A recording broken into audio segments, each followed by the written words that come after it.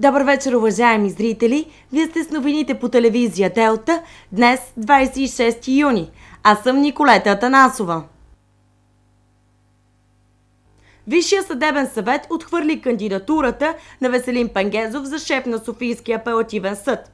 За назначаването му бяха 4 магистрати, 12 против, а 5 се въздържаха. Припомняме, че изборът бе насрочен за днес, тъй като за предишната обявена дата Пенгезов представи болничен лист и уведоми съвета, че между 19 и 24 юни е неотдавна планирана екскурзия.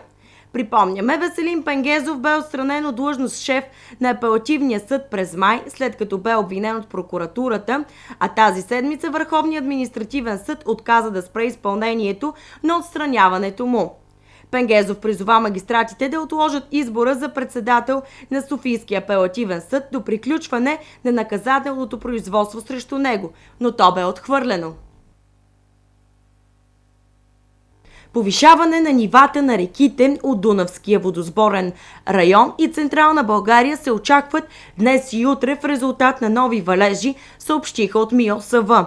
Оперативното звено за предотвратяване на опасностите от вредното въздействие на водите е с повишено внимание.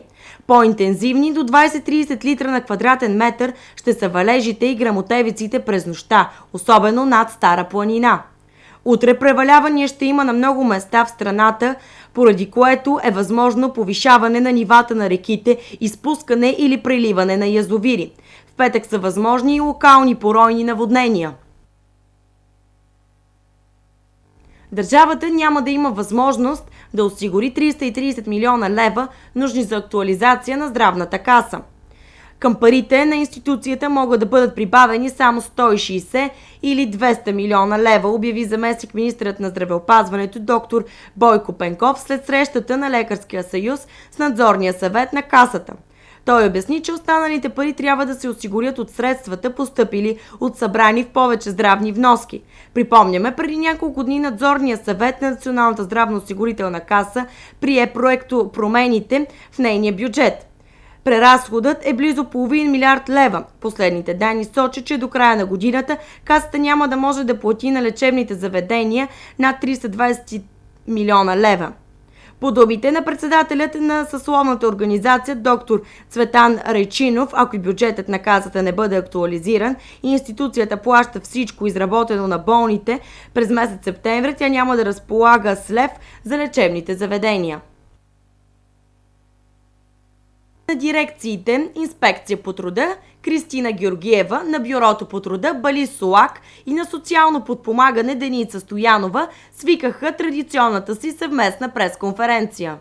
Пред медиите беше представена дейността на трите институции през петия месец на годината, включваща изпълнение на действащи проекти, организирани проверки, констатирани нередности и наложени санкции за извършени нарушения на трудовото законодателство. Както се случва обичайно по това време, преминаването от пролета към лятото, безработицата в областта е започнала да намалява в резултат на различни сезонни ангажименти. През месец май на работа са постъпили 449 души, предимно в шивашката индустрия или преработващата промишленост. Това са общи работници, мебелисти, продавачи, строители и характерни за туристическия сезон сервитьори, готвачи, камериери и други предимно за нуждите на морските курорти. Отделно от това от дирекцията отчетоха още 3 нови обекта за социални услуги, които са били разкрити на територията на областта. Центрове за обществена подкрепа от 1 юни в село Ценово с капацитет 20 места и в град Ветово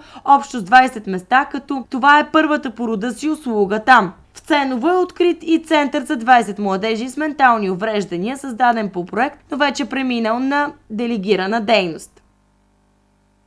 Синдикален регионален съюз на Конфедерацията на труда подкрепа в Русе организира дискусия по проекта «Капацитет на партньорства с заинтересовани страни». В нея участваха представители на ръководството на синдиката, областната администрация, регионалния инспекторат по образование, здравната инспекция, Русенския университет и други.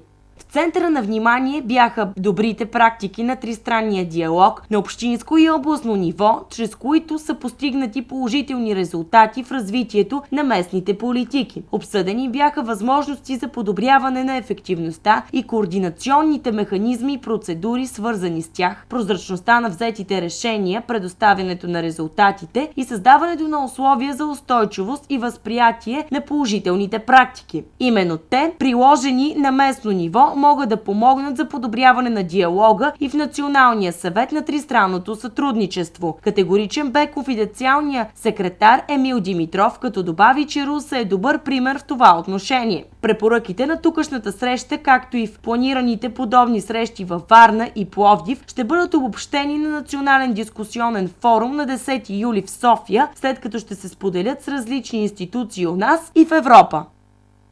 Безплатни консултации и преглед на катарактата на очите бяха предоставени днес в русенската МБАЛ Медика.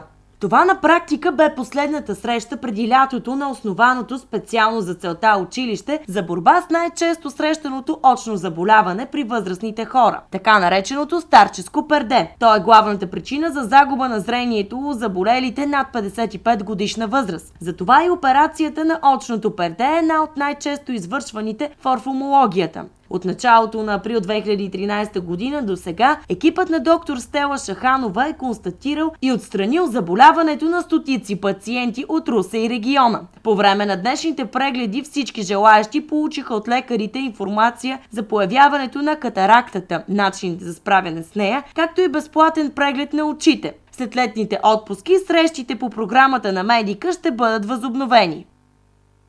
Националната електрическа компания е затънала в близо 3 милиарда лева задължения, стана ясно от днешната пресконференция, дадена от Държавната комисия за енергийно и водно регулиране. Данните обобщи председателят на регулатора Боян Боев, като уточни, че загубите са направени по две пера. Едното е съставено от разходи, извършени от НЕК за покупка на електрическа енергия, а другото представляват разходи по инвестиционната програма на компанията. Невъзстановените разходи за закупуване на енергия са в размер на 1,5 милиарда лева, свързани с задължението на компанията да изкупува енергия от ВЕИ производителите, американските тецове в Гълъбово и Контур Глобал, както и заради работата на помпен режим на ПАВЕЦ Чаира. Тези разходи съответно са 720 милиона, 382 милиона и 392 милиона лева. Боев допълни, че от тези 1,5 милиарда лева, включени в сметките на крайните потребители, са около 500 милиона лева. Остатъкът, който е около 1 милиард лева, ще бъде да бъдат компенсирани на НЕК. Това ще стане с увеличаване бъдещите цени на тока. Днес в художествената галерия беше открита изложба на Райна Власковска, наречена Lensless Mind.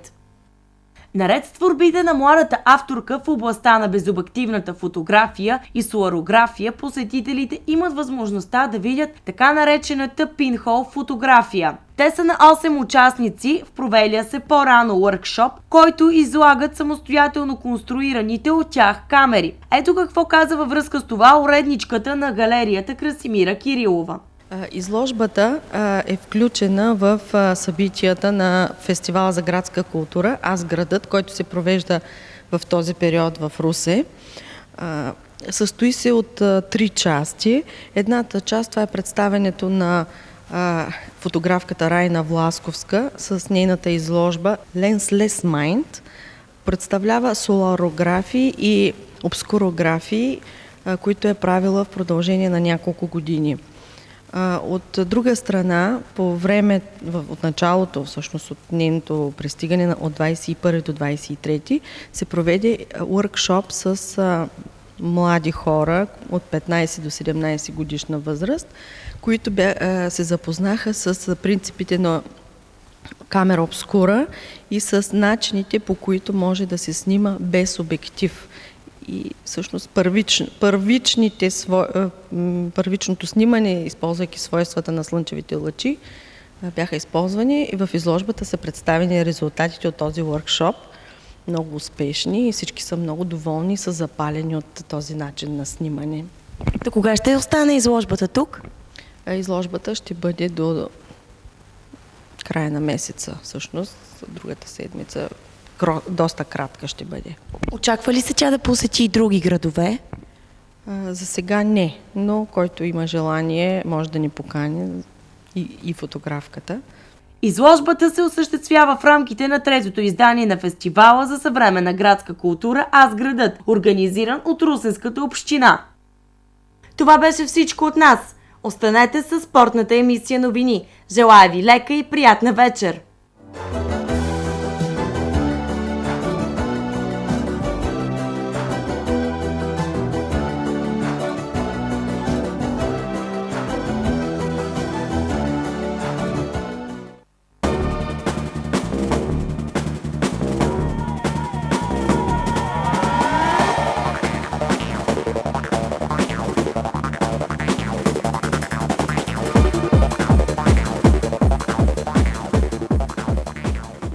Звездата на аржентинския национален отбор Лионел Меси вкара 4 поредни гола за гуачосите на световното първенство в Бразилия. Меси реализира втория гол във вратата на Босна и Херцеговина, единствено попадение в матча с Иран и 2 гола в матча с Нигерия. По този начин той повтори постижението на Диего Марадона, който вкара 4 гола поред за националния отбор на Аржентина на световното първенство през 1986 година в Мексико, когато Алби Селесте триумфира с титлата. С 4-те си попадения на Мондиал 2014 Меси води в листата на стрелците заедно с съотборника си в Барселона Неймар. Отборът на Франция спечели група Е на световното първенство, след като завърши 0-0 с Еквадор в последния си матч от първата фаза на надпреварата. Петлите не успяха да покажат играта от първите си 2 матча на Мондиала и така и не разпечатаха вратата на съперника. Селекционерът на тима Дидие Дешан даде шанс за изява на част от резервите на тима, които не убедиха наставника, че заслужават титулярно място. Днес ще се играят последните мачове от групите Г и Х на Мондиал 2014, след които ще станат ясни всички двойки от 8 на финалите на шампионата. Мачовете в група Г са от 19 часа, като Германия излиза срещу САЩ, а Португалия ще има за съперник Гана. От 23 часа започват и двобоите от група Х – Южна Корея, Белгия и Алжир, Русия. Германците не можаха да си гарантират първото място с победа срещу Гана, а равенството остави интригата жива до последния кръг. Бундестима и САЩ имат по 4 точки и евентуален хикс би бил от полза и за двата отбора, които ще продължат на 8 на финалите, независимо от резултата между Португалия и Гана. Това, както и приятелството между селекционерите Йоахим Льов и Юрген Клинсман, кара мнозина специалисти и фанове да са убедени, че матчът ще завърши без победител.